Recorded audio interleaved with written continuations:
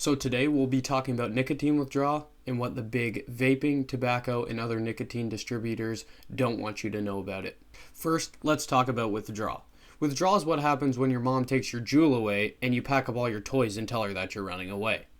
No, but for real. Withdrawal is the physical and mental effects that happen when somebody stops an addictive substance. In this case, that addictive substance is nicotine in whatever form you may consume it. Growing in popularity is the vape and the Zyn pouch because there is nothing cooler than sucking on something called an elf bar. But as totally rad as vaping is, when the smoke clears and the delusion dissolves that you can stop whenever you want, quitting starts to cross the mind. But quitting is incredibly hard and the withdrawals are terrible. A quick Google search will show you symptoms like headaches, nausea, irritability, upset stomach, insomnia. This is exactly what big companies that rely on your addiction for their bottom line want you to think. But it's just not true. Maybe you've tried to quit and you think I'm full of shit because you've felt all these symptoms before. But what you and most nicotine consumers don't understand is that withdrawal is 1% physical and 99% mental. Let me repeat that. 1% physical, 99% mental. You may be thinking that some of the symptoms that I had listed earlier were physical symptoms. So how could those physical symptoms be if it's 1% physical and 99% mental? Those physical symptoms are just manifestations of the stress that you're putting on your mind. Let me prove my point with a couple of facts. 2 hours after consuming nicotine, half of the nicotine has left your body, and in 72 hours, you are nicotine free. If after 2 hours, half of the nicotine has left your body, then after about 7 to 8 hours, it would be safe to assume that a large amount of that nicotine in your body is gone. And that is the average time that somebody sleeps. That would mean that every night of a nicotine consumer's life, they are going into deep withdrawal. Yet they don't wake up screaming and crying and in agony. They wake up just fine and they just have a tinge of hunger for their next fix. This point illustrates the fact that the physical withdrawal from nicotine is truly very, very mild.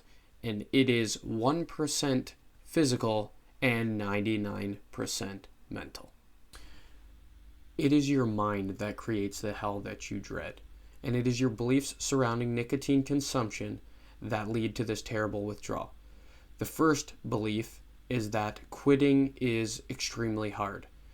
This belief is widespread and is exacerbated by the media, and now people just take it at face value. This is the belief that often keeps users from even attempting to quit despite wanting to. The second belief is that you're making a giant sacrifice and that your life will never be the same without nicotine. This is just untrue. It's classic addiction mindset. There is plenty of people who have quit things way more potent and destructive and are happier than ever before. Believe it or not, humans are not supposed to spend their life sucking on a voo-poo. These names are just getting wild. When do you draw the line? When you're sucking on a pee-poo?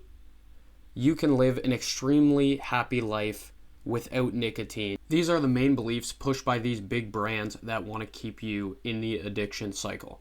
But the truth of the matter is that you can reframe your mindset in order to alleviate a very, very large portion of the so-called terrible withdrawal from nicotine.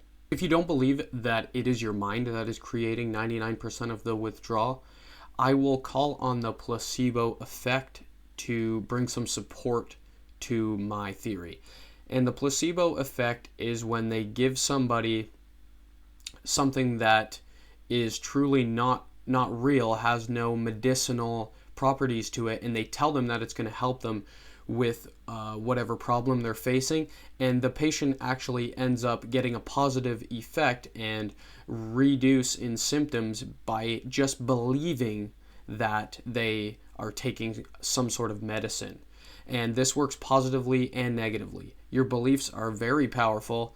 As you probably know, it's pretty widespread now. Beliefs can change your psychology, your physiology, and pretty much everything. Your beliefs are very big in terms of how you feel, especially with pain and pleasure and things like that. Here at Resolve, we have a mission to help 100 people quit nicotine in whatever form they consume it, whether it's vaping, Zyn pouches, cigarettes, dip, anything like that. If you send a message to the email down in the description, we will create a personalized plan for you to get off your nicotine, whatever form that is, and this will give you how to get it out of your system faster, personalized plan based on your habits and friends that may use it and things like this. We've put in hundreds of hours of research into quitting nicotine, and we will be continuing to do that research. So if you want to stop, email the email down below and we will create you a personalized plan. And not only will we help you quit your addiction, but the data and feedback that we get from helping you do that will help somebody else. So please send us a message down below. For anyone still watching, I am going to list some of the craziest vape names that I found when doing the research for this video. These names include Big Tasty, Bubblegum Kings. Imagine being 40 years old and sucking on something called a Bubblegum King. Your wife has lost all respect for you. We got Demon Killer, Disorder, Felony, Got Milk. And these are just some of the ridiculous sounding vapes that are out there. Hope you got some value from this video, and see you in the next one.